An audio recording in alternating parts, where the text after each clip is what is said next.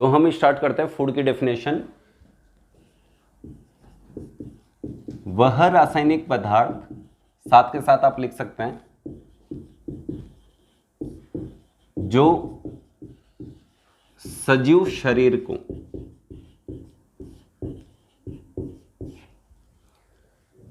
सबसे पहले हमने लिखा था एनर्जी प्रदान करना, तो सबसे पहले वही लिखेंगे, जो सजीव शरीर को ऊर्जा प्रदान करने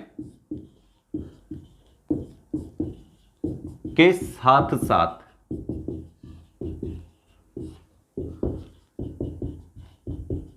शारीरिक वृद्धि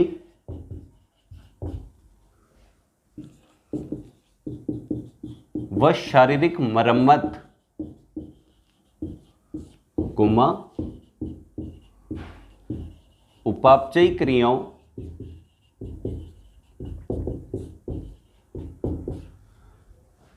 को नियंत्रित व संपन्न करना तथा रोग प्रतिरोधक क्षमता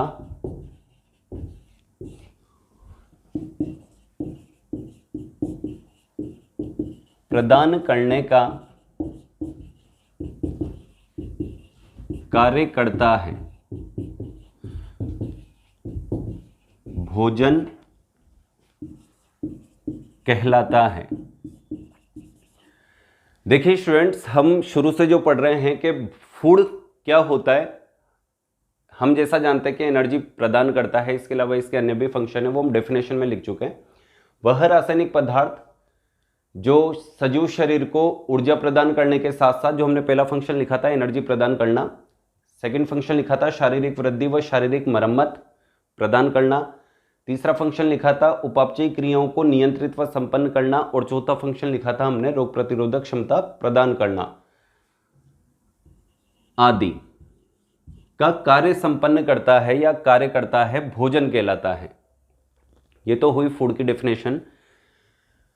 अब हम ये देखते हैं कि प्रकृति में फूड यानी भोजन कितने प्रकार का होता है। पूरी पृथ्वी में आप घूम जाइए, अगर खाने पीने का जो भोजन आपको मिलेगा उसका प्रकार देखेंगे, भोजन का प्रकार अथवा अवयव देखेंगे पूरी पृथ्वी पर, types of food and components of food, तो वो कितने प्रकार का मिलता है। तो संपूर्ण पृथ्वी पर भोजन यह मुख्यतः निम्न 6 प्रकार का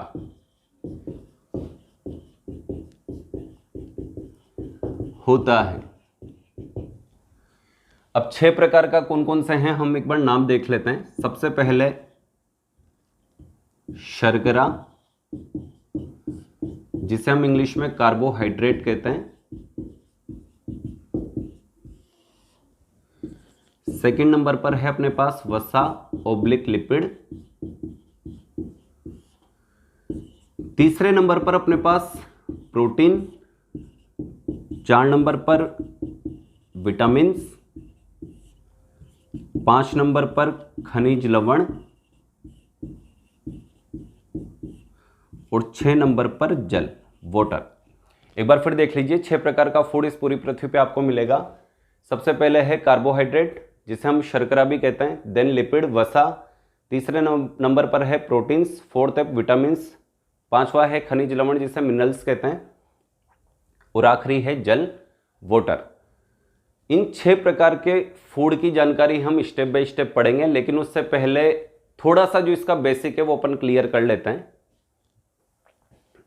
हमने 6 प्रकार के फूड जो पढ़े थे वो भोजन के प्रकार या अवयव हैं, लेकिन उन्हीं 6 प्रकार के भोजन को अपन कार्य की दृष्टि के आधार पर डिवाइड करेंगे। कार्य की दृष्टि के आधार पर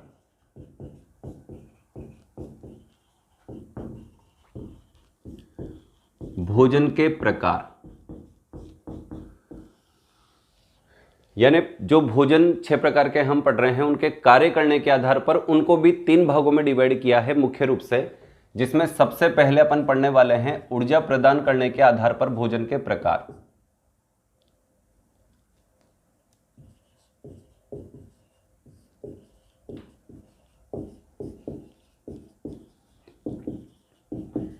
आधार पर भोजन।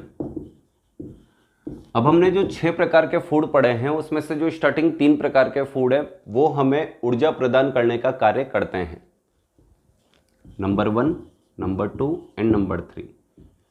सबसे पहले है शर्करा ओब्लिक कार्बोहाइड्रेट, नंबर 2 पर है वसा ओब्लिक लिपिड, नंबर 3 पर है प्रोटीन। जैसा कि हम जानते हैं कि भोजन हमें ऊर्जा प्रदान करता है, लेकिन क्या सभी 6 प्रकार के भोजन मानव शरीर को या सजीव शरीर को ऊर्जा प्रदान करते हैं? नहीं, केवल ये 3 प्रकार के फूड ऐसे हैं जो किसी लिविंग बॉडी को, सजीव शरीर को, मानव शरीर को ऊर्जा प्रदान करने का कार्य करते हैं। सेकंड नंबर पर कार्य के आधार पर हम लिखने वाले यहां पर जो हमारा फंक्शन था, शारीरिक वृद्धि व शारीरिक मरम्मत।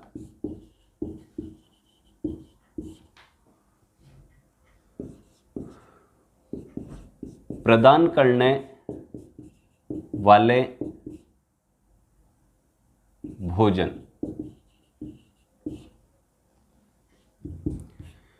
अब मानव शरीर की वृद्धि और मानव शरीर की मरम्मत या सजीव शरीर की वृद्धि, सजीव शरीर की मरम्मत करने वाला भोजन कौन है? तो वो एकमात्र आंसर है प्रोटीन। 2012 पीटी जो कंपटीशन होता है शारीरिक शिक्षक के लिए, उसमें प्रश्न पूछा हुआ है कि निम्न में से वह भोजन जो शारीरिक वृद्धि और शारीरिक मरम्मत प्रदान करने के साथ साथ ऊर्जा प्रदान करने का कार्य भी करता है, देन राइट आंसर प्रोटीन। तीसरा है हमारे पास वही फंक्शन, जो तीसरा फंक्शन लिखा था अपन ने, उपापचय क्रियाओं को नियंत्रित व संपन्न करने वाले भोजन।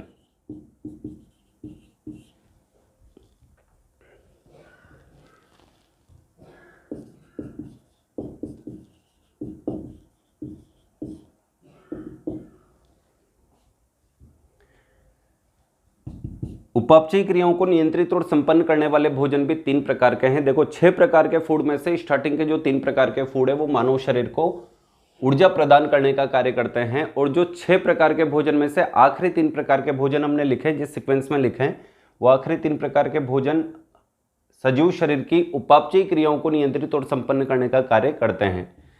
जो 4, 5, 6 करके लिखे थे हमने, 1, 2, 3 करके लिख देते हैं यहाँ पर।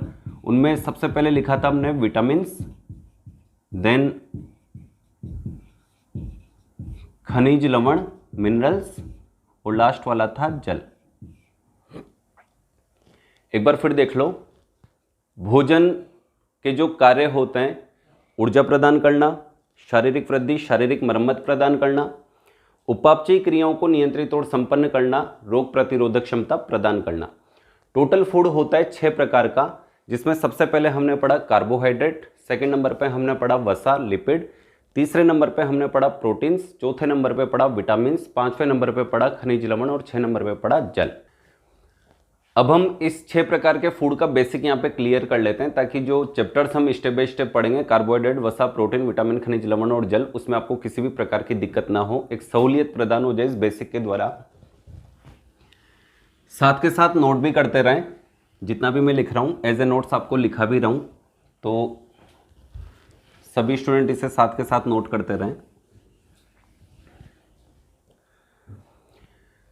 पहले बेसिक तौर पे मैं आपको कुछ समझा देता हूं। हमने 6 प्रकार के फूड लिखे हैं, जिसमें सबसे पहले लिखा है कार्बोहाइड्रेट, सेकंड नंबर पे हमने लिखा है वसा अथवा लिपिड, तीसरे नंबर पे हमने लिखा है प्रोटीन, और हमने इनका जो फंक्शन लिखा है कार्य की दृष्टि के आधार पर भोजन के प्रकार, तो हमने लिखा है कि ये 3 ऐसे फूड हैं 6 में से जो सजीव शरीर को ऊर्जा प्रदान करने का कार्य करते हैं। लेकिन हमारे पास एक मैटर यह आता है, क्या इन तीनों का मुख्य कार्य सजीव शरीर को ऊर्जा प्रदान करना है? नहीं।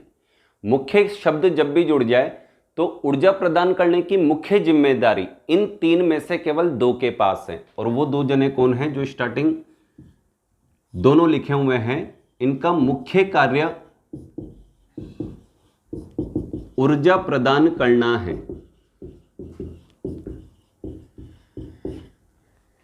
इसका मतलब यह हुआ कि प्रोटीन का मुख्य कार्य ऊर्जा प्रदान करना नहीं है। तो प्रोटीन का मुख्य कार्य क्या है? अब आप नोट्स देखिए अपने, कार्य करने के आधार पर, कार्य की दृष्टि से अपन ने जो शारीरिक वृद्धि और शारीरिक मरम्मत करने वाला भोजन लिखा है वो है प्रोटीन।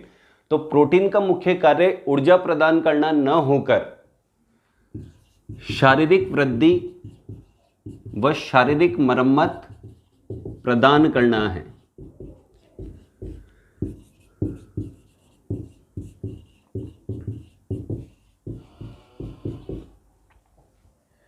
अब हमारे पास ये मैटर आता है कि भाई प्रोटीन भी तो हमने लिखा था ऊर्जा प्रदान करने का कार्य करता है, तो ये किस कंडीशन में ऊर्जा प्रदान करने आता है? एक बार फिर देख लो कि 6 प्रकार के फूड में से ये 3 प्रकार के फूड हैं जो starting first, second and third करके लिखे हुए हैं, कार्बोहाइड्रेट, वसा और प्रोटीन।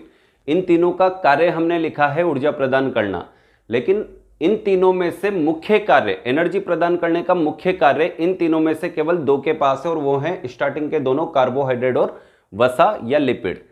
इसका मतलब ये हुआ कि अगर ऊर्जा प्रदान करने की मुख्य जिम्मेदारी, मुख्य कार्य इन दोनों के पास है, तो प्रोटीन का मुख्य कार्य सजीव शरीर को ऊर्जा प्रदान करना नहीं है। तो प्रोटीन का मुख्य कार्य क्या है? तो प्रोटीन का मुख्य कार्य है शारीरिक वृद्धि और शारीरिक मरम्मत प्रदान करना। तो फिर क्वेश्चन बनता है कि प्रोटीन का अगर मुख्य कार्य शारीरिक वृद्धि और शारीरिक मरम्मत प्रदान करना है, तो ये किस कंडीशन में एनर्जी देने आ जाता है? तो कंडीशन क्या होती है कि ये हमारे शरीर को ऊर्जा देने तब ही आएगा जब स्टार्टिंग के ये दोनों बल्लेबाज आउट हो जाएंगे। दोनों बल्लेबाज से मतलब कार्बोहाइड्रेट और वसा या लिपिड, इन दोनों के आउट होने के पश्चात ही मानव शरीर को या सजीव शरीर को एनर्जी देने कौन आएगा? प्रोटीन। एक बार फिर देख लो, 3 प्रकार के भोजन एनर्जी प्रदान करते हैं, लेकिन इन तीनों में से भी जो मुख्य कार्य है ऊर्जा प्रदान करने का वो सिर्फ किसका है? कार्बोहाइड्रेट, वसा और लिपिड का। प्रोटीन का मुख्य कार्य मानव शरीर को ऊर्जा प्रदान करना नहीं है। प्रोटीन का मुख्य कार्य है शारीरिक वृद्धि और शारीरिक मरम्मत प्रदान करना। अब हमारे पास एक और क्वेश्चन आता है, क्या मानव शरीर को ये दोनों भोजन जो मुख्य कार्य है ऊर्जा प्रदान करने का, कार्बोहाइड्रेट और लिपिड, क्या ये दोनों मानव शरीर को बराबर रूप से एनर्जी प्रदान करते हैं? नहीं। तो मानव शरीर को सर्वाधिक ऊर्जा प्रदान करने का कार्य इन दोनों में से भी किसके पास है? तो राइट आंसर जाता है कार्बोहाइड्रेट, नंबर 1। एक बार फिर हम देख लेते हैं कि 6 प्रकार का फूड हम पढ़ रहे हैं। 3 प्रकार का फूड मानव शरीर को ऊर्जा प्रदान करता है, लेकिन 3 में से मुख्य कार्य ऊर्जा प्रदान करने का सिर्फ 2 के पास है, कार्बोहाइड्रेट और लिपिड। प्रोटीन का मुख्य कार्य ऊर्जा प्रदान करना न होकर शारीरिक वृद्धि और शारीरिक मरम्मत प्रदान करना है। सजीव शरीर को या मानव शरीर को इन दोनों में से भी सर्वाधिक ऊर्जा कौन प्रदान करता है? तब राइट आंसर जाता है कार्बोहाइड्रेट। अब अपन इसको एज टेबल के रूप में पढ़ लेते हैं। इसे मैं मिटा देता हूं, नोट करना चाहे तो नोट कर लें। टेबल देखिए। हाँ, तो स्टूडेंट अभी तक हमने जितना भी पढ़ा है उसको एज ए बेसिक हम देख लेते हैं, ताकि 6 प्रकार के फूड पढ़ते वक्त हमें बिल्कुल सहूलियत प्राप्त हो, हमें ऐसा ना लगे कि हम कुछ नया पढ़ रहे हैं। स्टार्ट करने वाला हूं मैं। सबसे पहले जो भोजन हमने लिखा 6 में से, उसका नाम बताइए। उसका नाम है शर्करा ओब्लिक कार्बोहाइड्रेट। आंसर आप स्वयं देते रहें। सेकंड नंबर का हमने जो फूड लिखा है उसका नाम है वसा अथवा लिपिड। तीसरे प्रकार का हमने जो फूड लिखा है उसका नाम है प्रोटीन। चौथे प्रकार का हमने जो फूड लिखा है उसका नाम है विटामिन्स। 5वें नंबर पर हमने जो फूड लिखा है उसका नाम है खनिज लवण। और आखिरी और 6 नंबर का जो फूड हमारे पास है वो है जल।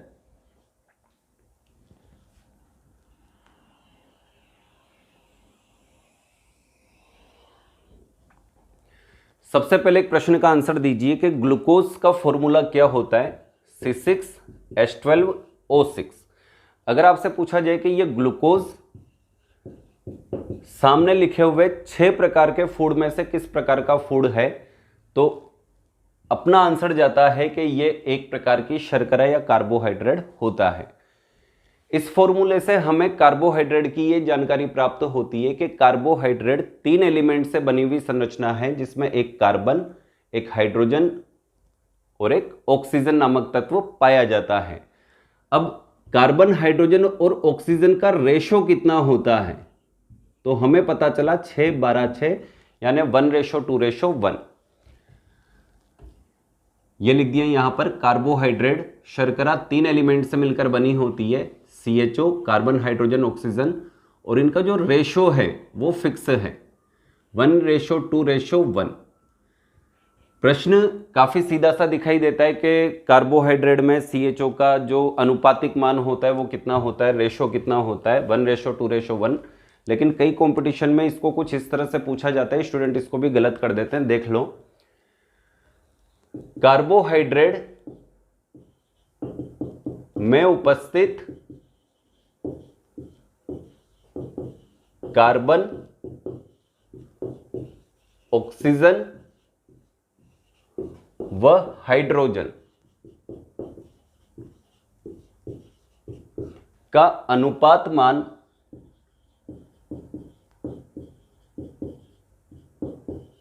क्रमशः है। पहला ऑप्शन दिया जाएगा, मान लेते हैं 2:1:1। बी ऑप्शन देगा वो आपको 1:2:1। सी ऑप्शन देगा 1:1:2 और डी ऑप्शन अपने पास होगा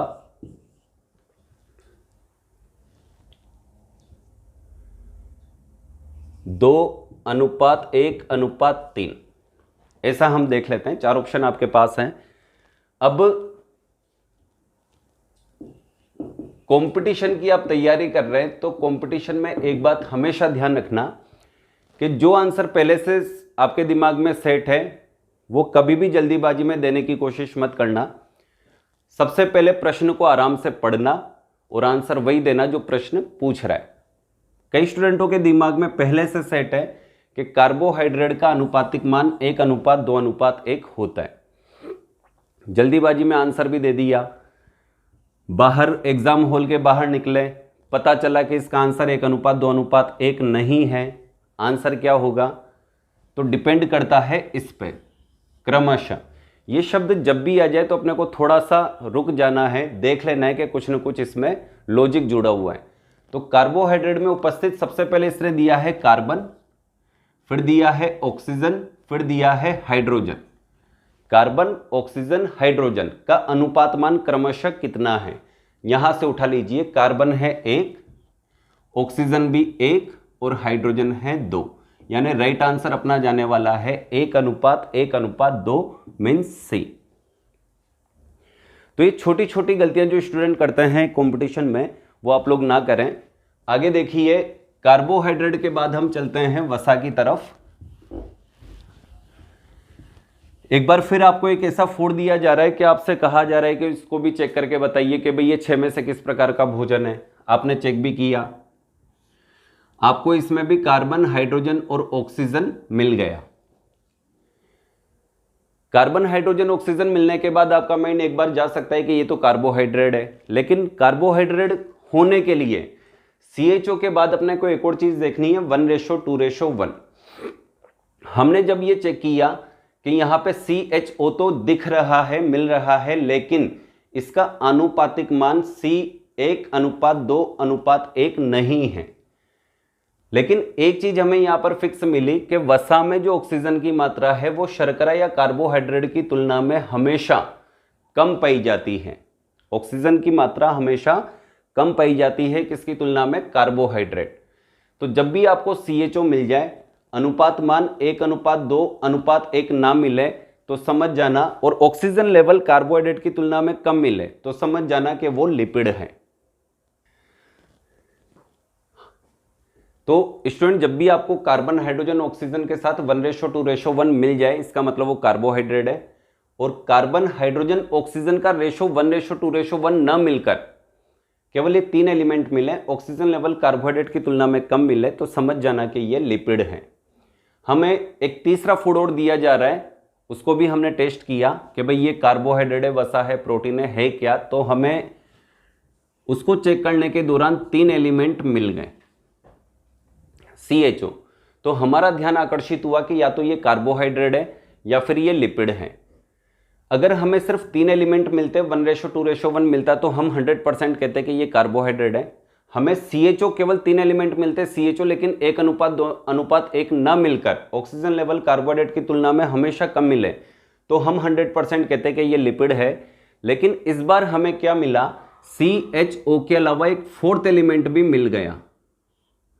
और जब CHO के साथ एक 4th एलिमेंट यानी नाइट्रोजन मिल जाए तो 100% वो कौन होता है, प्रोटीन।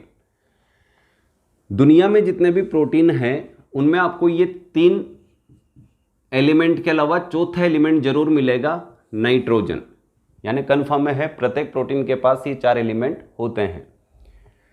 लेकिन कुछ प्रोटीन ऐसे भी हैं जिनमें इन 4 के अलावा भी कुछ एलिमेंट्स पाए जाते हैं, जैसे कि मैं इसे करके लिख देता हूं, सल्फर,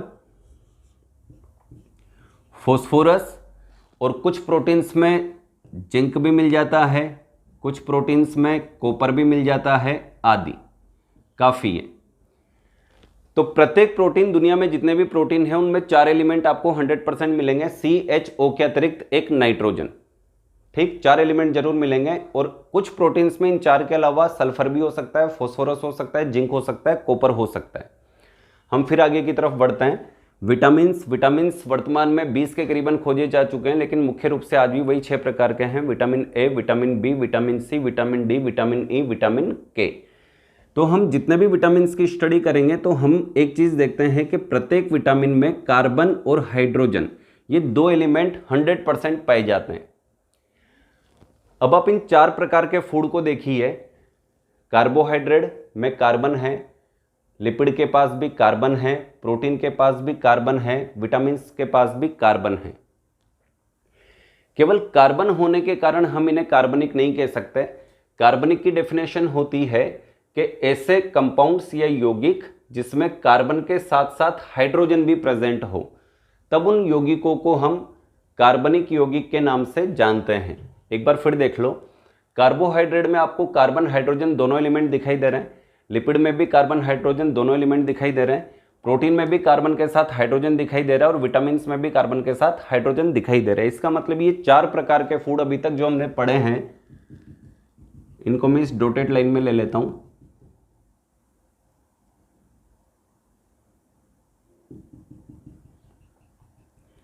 ये चारों किस प्रकार के फूड हैं, ऑर्गेनिक या इनऑर्गेनिक? ऑर्गेनिक। ये चारों ऑर्गेनिक फूड हैं। इसके बाद हम चलते हैं खनिज लवण की तरफ। मिनरल्स जो मानव शरीर के लिए बेहद उपयोगी होते हैं, सजीव शरीर के लिए बेहद उपयोगी होते हैं। मिनरल्स मानव शरीर के लिए, ये लिख दिया मैंने यहाँ पर, ह्यूमन बॉडी के लिए जो मिनरल्स अति आवश्यक होते हैं उन्हें 29 नंबर में शो किया गया है। देन प्लांट बॉडी के लिए टोटल 17 एलिमेंट की आवश्यकता होती है। एक बार फिर देख लो, मानव शरीर के लिए 29 और प्लांट बॉडी के लिए 17 खनिज तत्वों की या खनिज लवणों की आवश्यकता होती है। अब बात आती है खनिज लवण होते क्या हैं। हम आवर्त सारणी पढ़ते हैं। आवर्त सारणी में लगभग 120 एलिमेंट वर्तमान तक खोजे जा चुके हैं। उनमें से जो एलिमेंट मानव शरीर या सजीव शरीर के लिए अति आवश्यक होते हैं वो हमने यहाँ लिखे हुए हैं, वो खनिज लवण के नाम से यहाँ पर जाने जाते हैं एज ए फूड। मानव शरीर के लिए 29 एलिमेंट, प्लांट बॉडी के लिए 17 एलिमेंट की अति आवश्यकता होती है। अब खनिज लवण की बात करें तो खनिज लवण कार्बनिक होते हैं या अकार्बनिक। आवर्त सारणी में 120 एलिमेंट हैं। अब हमें यह देखना है कि उनमें से कार्बनिक कितने हैं, अकार्बनिक कितने हैं। तो पता चलता है कि 120 में से एक भी तत्व कार्बनिक नहीं है। यहां तक कि खुद अकेला कार्बन भी कार्बनिक नहीं है, यानी सारे एलिमेंट क्या होते हैं, इनऑर्गेनिक। ये लिख दिया यहां पर अकार्बनिक, इनऑर्गेनिक। और फाइनली हमारे पास फूड बचा हुआ है जल। इसका फॉर्मूला होता है H2O। हाइड्रोजन तो है लेकिन कार्बन नहीं है, इसका मतलब ये भी क्या हुआ, अकार्बनिक पदार्थ। और ये भी क्या हुआ, अकार्बनिक पदार्थ। और ये चारों क्या हो गए,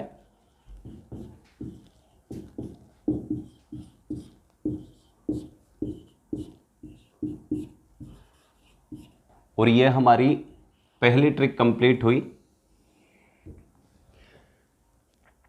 इस प्रकार से आपकी ये पहली ट्रिक कंप्लीट हुई। अब हम सेकंड ट्रिक की तरफ चलते हैं, जो हम ऑलरेडी पहले पढ़ चुके कि 6 प्रकार के फूड में से कितने प्रकार के फूड मानव शरीर को ऊर्जा प्रदान करते हैं। तो हमने देखा था नंबर 1 कार्बोहाइड्रेट, 3 आंसर दिए थे हमने, कार्बोहाइड्रेट, लिपिड और प्रोटीन। लेकिन फिर हमने ये भी देखा था कि इन तीनों प्रकार के फूड में से सजीव शरीर को ऊर्जा प्रदान करने का मुख्य कार्य यानी मुख्य जिम्मेदारी कितने फूड के पास है। तो आंसर आए थे केवल 2, एक तो कार्बोहाइड्रेट और एक लिपिड। तो हम इसके सामने लिख देते हैं कि इसका मुख्य कार्य क्या है, और ये लिख दिया यहां पर ऊर्जा प्रदान करना।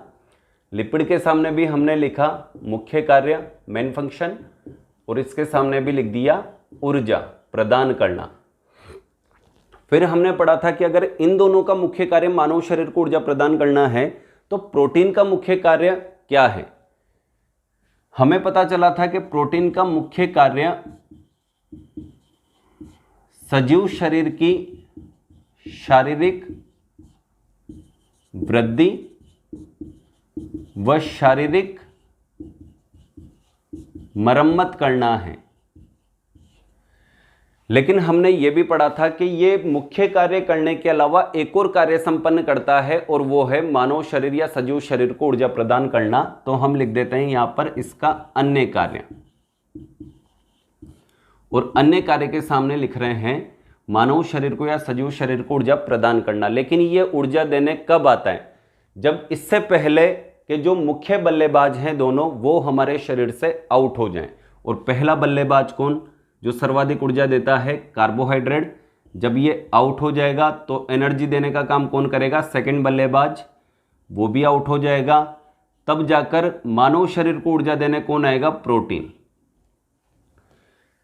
दोनों मुख्य बल्लेबाजों के आउट हो जाने के बाद यानी कार्बोहाइड्रेट और लिपिड के आउट हो जाने के पश्चात ये अपना मुख्य कार्य छोड़कर एक कार्य संपन्न करने लग जाता है, जिसे हम नाम दे रहे हैं सजीव शरीर को ऊर्जा प्रदान करना।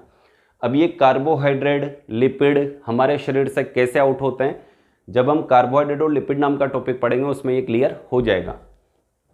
फिलहाल हम आगे चलते हैं कि 3 में से 2 का मुख्य कार्य लिखा था हमने, मानव शरीर को, सजीव शरीर को ऊर्जा प्रदान करना। लेकिन हमने ये भी पढ़ा था कि इन दोनों में से भी मानव शरीर को सर्वाधिक ऊर्जा कौन प्रदान करता है, सबसे ज्यादा कौन सा बल्लेबाज खेलेगा एनर्जी प्रदान करने के लिए, तो वो होता है कार्बोहाइड्रेट। एक और ट्रिक लिखी हमने, सर्वाधिक ऊर्जा कौन प्रदान करेगा, कार्बोहाइड्रेट। इसके बाद हम नेक्स्ट ट्रिक की तरफ आते हैं कि इन 3 में से यानी जो ऊर्जा प्रदान करने का काम कर रहे हैं कार्बोहाइड्रेट, लिपिड और प्रोटीन, इन 3 में से सर्वाधिक ऊर्जा हमें दे रहा है कार्बोहाइड्रेट। लेकिन अगर प्रश्न इस तरह से पूछ लिया जाए कि किसी मनुष्य को, सजीव को या किसी खिलाड़ी को तुरंत ऊर्जा प्राप्त करनी है, जैसा कि हम जानते हैं कि अगर आप कार्बोहाइड्रेट यूज में लेते हो तो 5 से 6 घंटे के बाद आपको एनर्जी देने लगेगा। लेकिन अगर किसी व्यक्ति को, किसी खिलाड़ी को, किसी सजीव को तुरंत ऊर्जा चाहिए, खाते ही या पीते ही ऊर्जा चाहिए, तो उसे किस प्रकार के भोजन का उपयोग करना चाहिए, तो राइट आंसर जाता है ग्लूकोज। और स्टार्टिंग में हमने पढ़ा था कि ग्लूकोज कार्बोहाइड्रेट का उदाहरण है, और ये मानव शरीर को या सजीव शरीर को तुरंत ऊर्जा प्रदान करने का कार्य करता है। अगर आपसे पूछ लिया जाए कि किसी खिलाड़ी, एथलीट, मनुष्य या किसी सजीव को तुरंत ऊर्जा प्राप्त करनी है तो उसे निम्न में से किस प्रकार के भोजन का उपयोग करना चाहिए, राइट आंसर ग्लूकोज। आपने गर्मी के दिनों में टीवी पे एड भी देखा होगा कि कोई भी खिलाड़ी थक हार जाता है तो एक एड आता है, डब्बा निकलता हुआ आता है ग्लूकोन डी का। ग्लूकोन डी से मतलब ग्लूकोज, ताकि वो हमें क्या प्रदान करता है, तुरंत ऊर्जा। इस ट्रिक का लास्ट कॉलम चल रहा है कि 3 प्रकार के फूड चाहे कैसे भी हैं, कार्बोहाइड्रेट सर्वाधिक ऊर्जा देता है, लिपिड उसके बाद, और सबसे लास्ट में आता है अपना मुख्य कार्य छोड़कर प्रोटीन। अगर इनका 1-1 ग्राम उपयोग लिया जाए तो इनके प्रति ग्राम से हमारे शरीर को यानी मानव शरीर को कितनी ऊर्जा प्राप्त होती है। तो यहां पे मैं लिख देता हूं, कार्बोहाइड्रेट का 1 ग्राम उपयोग में लोगे तो 4.2 कैलोरी प्रति ग्राम एनर्जी आपको देगा। लिपिड का उपयोग करोगे तो लगभग 9.3 कैलोरी प्रति ग्राम ऊर्जा ये आपको प्रदान करेगा। और अगर प्रोटीन का उपयोग करोगे तो लगभग 4.2 कैलोरी यानी कार्बोहाइड्रेट के समान प्रति ग्राम ऊर्जा ये आपको प्रदान करेगा। यहां पर प्रोटीन और कार्बोहाइड्रेट दोनों इक्वल एनर्जी प्रदान कर रहे हैं, लेकिन फिर भी ज्यादा उपयोग हम किसका करते हैं, कार्बोहाइड्रेट का। यहां तक कि वसा कार्बोहाइड्रेट की तुलना में डबल एनर्जी प्रदान कर रही है, फिर भी हम सर्वाधिक उपयोग किसका कर रहे हैं, कार्बोहाइड्रेट का। क्यों करते हैं, क्योंकि कार्बोहाइड्रेट का पाचन हमारी आहार नली के द्वारा अच्छे से कर दिया जाता है। इसकी तुलना में हमारी आहार नली वसा का पाचन कम करती है, इसीलिए हम भले सर्वाधिक ऊर्जा दें लेकिन फिर भी इसका उपयोग हम कम करते हैं। यह आपके पास ट्रिक है, इसे आप अच्छे से नोट कर लें ताकि जब अपन स्टेप बाय स्टेप पढ़ेंगे आगे तो आपको पढ़ने में काफ़ी सहूलियत प्राप्त होगी। तो सभी स्टूडेंट एक बार इस टेबल को नोट कर लें। सबसे पहले हमने डेफिनेशन लिखी थी, उसके बाद टाइप्स ऑफ फूड लिखा था, कंपोनेंट्स ऑफ फूड, 6 प्रकार के फूड। देन कार्य करने के आधार पर भोजन के प्रकार, तो हमने 3 प्रकार लिखे थे, ऊर्जा प्रदान करने वाले, शारीरिक वृद्धि, शारीरिक मरम्मत करने वाले, उपापचयी क्रियाओं को संपन्न करने वाले। उसके बाद हमने टेबल पढ़ी है कि ये 3 प्रकार के फूड एनर्जी देते हैं, ये 3 प्रकार के फूड उपापचयी क्रियाओं को संपन्न करते हैं। और शारीरिक वृद्धि और शारीरिक मरम्मत का पूछे तो अपने को फाइनल आंसर देना है प्रोटीन। इसे आप अच्छे से नोट कर लें। इसके बाद अपने पास केवल 2 छोटे छोटे टॉपिक हैं।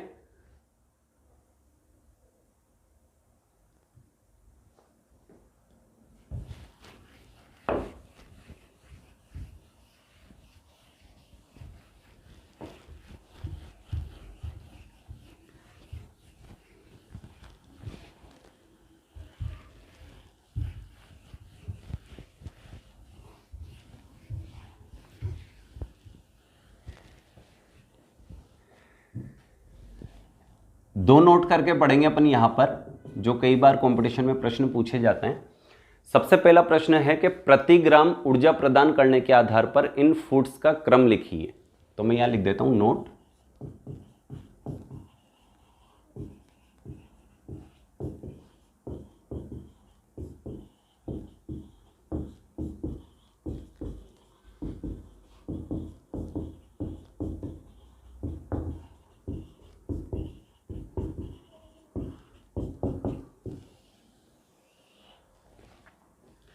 प्रति ग्राम ऊर्जा प्रदान करने के आधार पर भोजन का क्रम लिखना है। अब हमने 6 प्रकार के फूड लिखे हैं। 6 प्रकार के फूड में से ये तो केवल पूछ रहा है ऊर्जा प्रदान करने के आधार पर, तो ऊर्जा प्रदान करने वाले टोटल 3 भोजन है, कार्बोहाइड्रेट, वसा और प्रोटीन। तो या तो घटता हुआ क्रम लिख दो या फिर बढ़ता हुआ क्रम लिख दो। हम घटता हुआ क्रम लिख देते हैं। प्रति ग्राम सर्वाधिक ऊर्जा कौन देगा, लिपिड। कितनी देगा, 9.3 कैलोरी पर ग्राम। पर ग्राम ऑलरेडी हम यहाँ लिखे हूं मैं, तो प्रति ग्राम लिखने की आवश्यकता नहीं है। इससे कम एनर्जी हमें देगा प्रोटीन व कार्बोहाइड्रेट, और इन दोनों के द्वारा इक्वल एनर्जी दी जाती है 4.2 कैलोरी।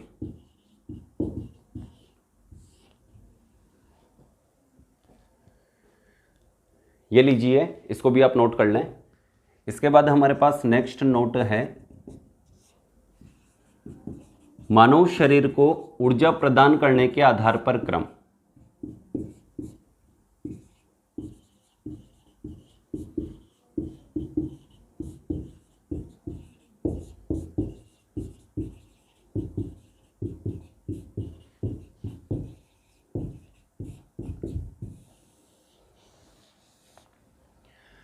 अब हमने 3 प्रकार के जो फूड पढ़े थे एनर्जी देने वाले, कार्बोहाइड्रेट, वसा, प्रोटीन। तो हमने पढ़ा था कि मुख्य जिम्मेदारी 2 के पास थी, कार्बोहाइड्रेट, लिपिड, लेकिन सर्वाधिक ऊर्जा कौन दे रहा था, दोनों में से भी कार्बोहाइड्रेट। यानी मानव शरीर को सर्वाधिक ऊर्जा प्रदान करने का काम कौन करता है, कार्बोहाइड्रेट। हमारे शरीर में हम दिन भर वर्क करते हैं, वर्क करने के लिए हमें एनर्जी की आवश्यकता होती है, और इस संपूर्ण एनर्जी में सर्वाधिक हिस्सा कौन प्रदान करता है, कार्बोहाइड्रेट।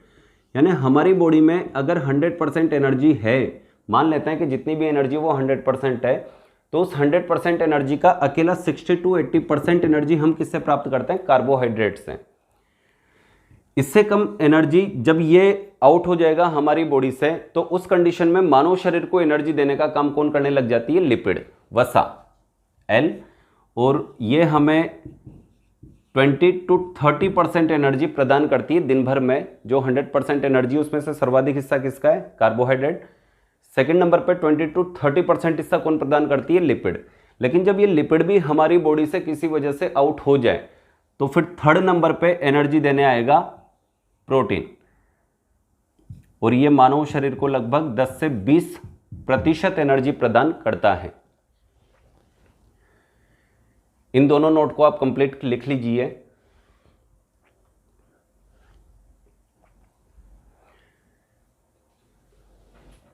अच्छा, सभी स्टूडेंट के लिए एक सूचना दे देता हूं कि मैंने अपना जो फर्स्ट वीडियो डाला था रिट लेवल फर्स्ट के लिए, तो कई स्टूडेंट ने पूछा था कि सर सेकंड लेवल का कभी स्टार्ट करेंगे। तो 10 से 15 दिन के अंदर नया जो फेज़ आने वाला है वो रिट सेकंड लेवल साइंस के लिए ही होगा। तो आप निराश ना हो, मैं बहुत जल्दी रिट सेकंड लेवल स्टूडेंट्स के लिए भी वीडियो आ जाएंगे। अब ये चैप्टर आज का कंप्लीट हुआ। इसके बाद हम स्टेप बाय स्टेप सबसे पहले कार्बोहाइड्रेट पढ़ेंगे, उसके बाद वसा लिपिड पढ़ेंगे, फिर प्रोटीन्स पढ़ेंगे, फिर विटामिन्स पढ़ेंगे, फिर खनिज लवण और जल, और उसी के साथ आपके इस चैप्टर का दी एंड हो जाएगा।